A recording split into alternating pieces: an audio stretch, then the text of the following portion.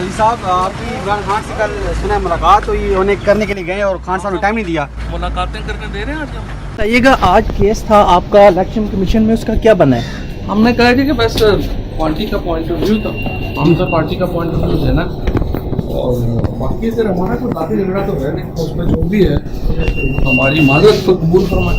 ठीक है। और इलेक्शन कमीशन ने माजरत कबूल की है सर आपकी? हमने कहा कि रिटर्न में देते हैं, रिटर्न में देते हैं। रिटर्न में देंगे सर आप? बिल्कुल देंगे। ठीक ठीक ठीक।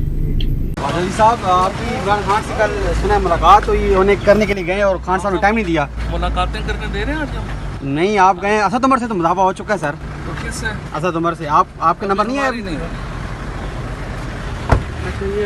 हाँ जी सर, आपके अठवट की लाई जाते हो खबर अठवट लॉरी टाइम में बगैर तस्दीक तो सर फिर खबरें हमें तो मिल रही है ना दराए से। नहीं, गए हैं कि और मुलाकात नहीं की खान साहब ने। अच्छा हाँ जी, क्या कहना चाहेंगे? कोई देना अपना फोरम पे ओपिनियन। जाएंगे तो पता तो लग नहीं जाएगा, मैं आता हूँ तो पता नहीं लग जाता आपको। अच्छा,